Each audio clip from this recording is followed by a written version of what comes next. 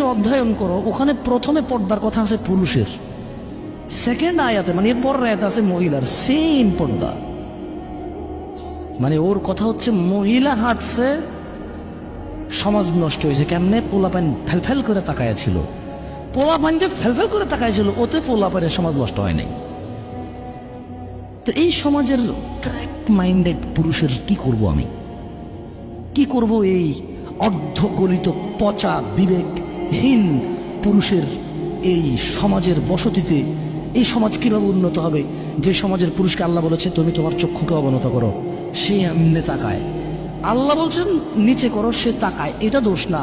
মহিলা আল্লাহকে বলছে ঢেকে চলো, মহিলা খুলে চলছে কেন? মহিলার দোষ। দুইজনের তো দোষ হওয়া উচিত এখানে, ঠিক না? কিন্তু এখানে দোষ একজনের। এখানে দোষ কয়জনের? একজনের দোষ। আচ্ছা, মহিলা